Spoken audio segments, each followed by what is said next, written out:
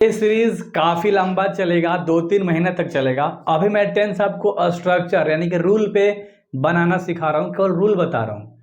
जब पूरा ग्रामर हम लोग पढ़ेंगे तो फिर एक बार टेंस को करेंगे, लास्ट में पूरा डिटेल में करेंगे, क्योंकि अभी रूल बता दे रहा हूँ, सब्जेक्ट ऑब्जेक्ट सब चीज़ें पता चलेंगी आपको, तो आपको पार्ट्स ऑफ स्पीच को समझने में मजा आएगा। बिल्कुल भी फोड़ दोगे मेरे भाई, ठीक है। फ्यूचर कंटिन्यूअस टेंस हम लोग करने वाले हैं। इसका पहचान देख लो, जिसके लास्ट में रहा होगा, रही होगी, रहे होंगे। रहा होगा क्या होगी, रही होगी, ध्यान से समझना मेरे भाई, ठीक है।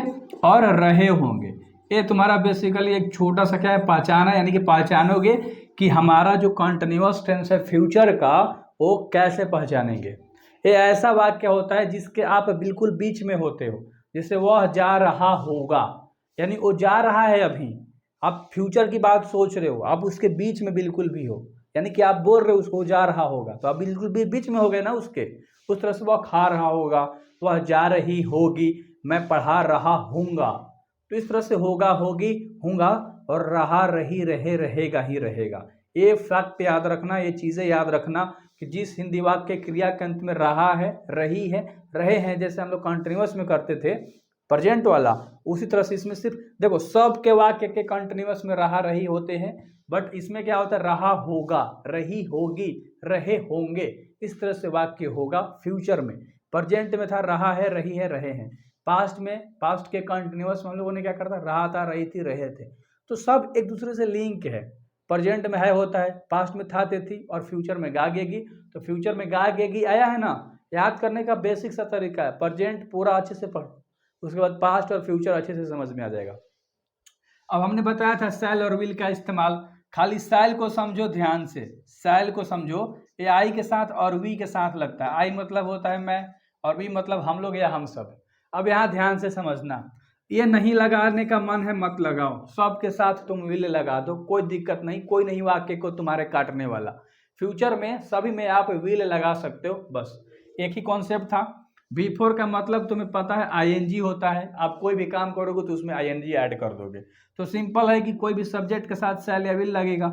आप सभी सब्जेक्ट के साथ विल लगा सकते हो, या आई और वी के साथ शैल लगा के, बाकी ही, सी, इट, नेम, देम, इस सब के साथ तुम क्या लगा दोगे, विल लगा दोगे, ठीक है। ही, सी, इट, नेम, यू, दे, तो इन सब के साथ।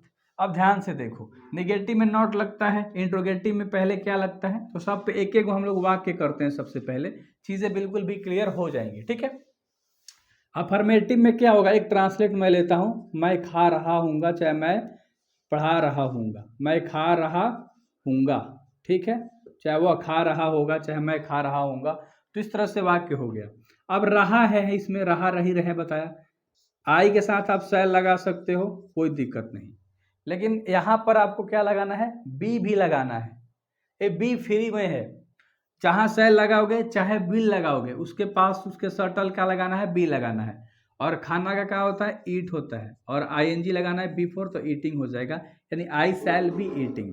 इसी में अगर नहीं वाला बनाएंगे हम लोग, तो यहाँ पर क्या हो जाएगा, आई शैल, नॉट के बाद बी लगेगा, अगर आप रूल ध्यान से देखोगे तब नॉट के बाद तुम्हारा बी लगेगा, आई शैल नॉट बी ईटिंग, ठीक है।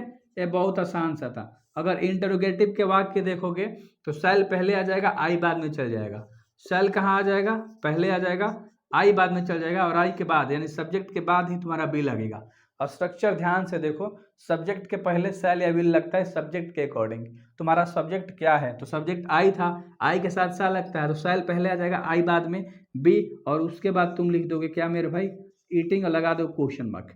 अब इसका हिंदी क्या हो गया, पहले क्या लगता है, जैसे कि क्या मैं खा रहा हूँगा, क्या मैं खा रहा हूँगा, तो इसमें पहले क्या आ जाता है, जब पहले ही क्या आता है तो उल्टा वाक्य बनता है, यानी हेल्पिंग वर्ब जो है वो सब्जेक्ट के पहले आ जाता है। बस यही एक चीज याद रखनी थी आपको। WH टाइप इंट्रोगेटिव को ध्यान से हम लोग समझते हैं थोड़ा सा। इसमें क्या होता है ना, WHY से शुरू होने वाले कौन कौन से हैं, वाट, वेन, वाई, ठीक है मेरे भाई, हाउ, तो ये सारे हैं, यानी कि मैं क्यों खा रहा हूँगा, मैं क्यों खा रहा हूँगा। मैं बेसिकली रूल खाली आपको समझा रहा हूँ ना, मैं क्यों खा रहा हूँगा, आपका बिल्कुल भी मैं समय नहीं ले रहा हूँ, बिल्कुल भी रिलैक्स रहो। वो चीज़ें सुने हो ना कि पढ़ाई कर रहे हैं तो कहीं और है ध्यान, नज़ारा भटक रहा है हमारा, हो रहा है हमारा अपमान, तो पढ़ लोगे तो मिलेगा सम्मान, वरना बहुत बड़ी हो जाएगी बदनाम। मतलब बहुत लोग करने लगेंगे बदनाम। ठीक है, तो ये चीज़ें थी। तो उसी तरह से है यार कि पढ़ो लिखो नाम कमाओ, वरना हो जाओगे बदनाम। पैसा कोई काम में नहीं आता, जब आप बड़े हो जाओगे तो समझ में आएगा कि पैसा का महत्व उतना है। आजकल है पैसा का महत्व। आप देख रहे हो किसी को सोशल मीडिया पे पैसे उड़ा रहा है, फवारे उड़ा रहा है, इधर उधर दिखा रहा है, चारों घुमा रहा है। तो उस तरह से आपको चीज़ें नहीं करनी है, रिलेट नहीं करना है, बिल्कुल भी प्लेजर आपको नहीं मिलेगा, नहीं मिलेगा संतुष्टि उसमें। ठीक है, अंदर झांक के देखोगे तो मज़ा नहीं आएगा। 2-3 साल मज़ा आएगा, जब तुम्हारा जनरेशन आगे बढ़ेगा, बाल बच्चे होंगे, तो तुम्हें गाली ही देंगे। ठीक है, कि बुढ़वा ऐसे ही कर रहा था। मैं केव खा रहा हूँ, तो केव को सबसे पहले आप लिखोगे WH टाइप वाला, वाई हो गया।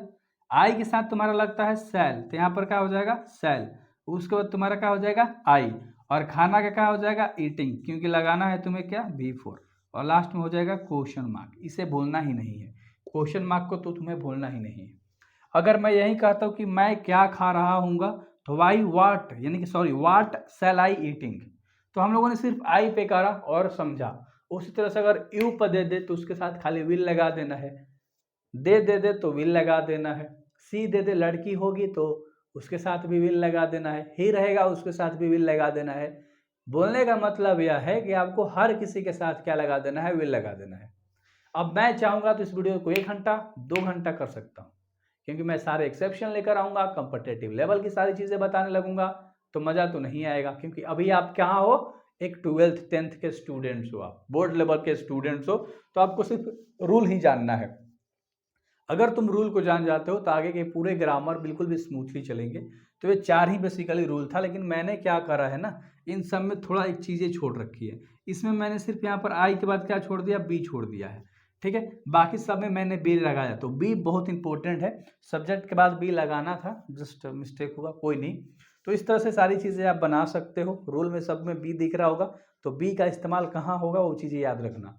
बाकी तो तुम्हें पता है कि सब्जेक्ट के साथ सेल लगेगा, विल लगेगा। वर्ब का 4th फॉर्म है तो कैसे होगा, ऑब्जेक्ट पे लेकर एक बता देता हूँ। तुम क्रिकेट खेल रहे होगे, ध्यान से देखिएगा, तुम क्रिकेट खेल रहे होगे, तुम क्रिकेट खेल रहे होगे, तो तुम क्रिकेट खेल रहे होगे ना, तो तुम का यू के साथ लगेगा विल, और विल के बाद तुम्हारा बी लग जाएगा। अगर तुम ध्यान से स्ट्रक्चर देखोगे तो बी भी लगाना है।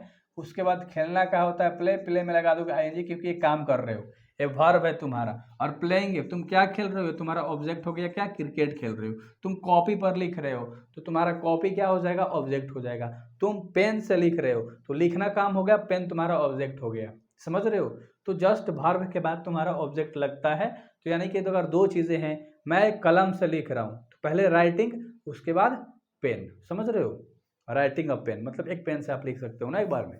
तो सारी चीज़ें थी और आपको समझना था, बेसिकली स्ट्रक्चर देखना था, और मैंने बता दिया। सो उम्मीद करता हूँ कि आपको एक कंटिन्यूअस समझ में आया होगा, और रिलैक्स रहो, आसान आसान सवाल आते हैं। सो मिलते हैं अगले वीडियोज़ में, अगले दिन मचाएंगे ग्रामर, पूरा निचोड़ देंगे। ठीक है, जो भी तुम्हारे एग्जाम्स के पॉइंट ऑफ व्यू से सारी चीज़ें, सिर्फ वही चीज़ बताऊंगा, मैं बतकही नहीं करके आपका समय खराब करूँगा। लो लाइन बिगड़ गया, तो जाओ मस्ती मारो।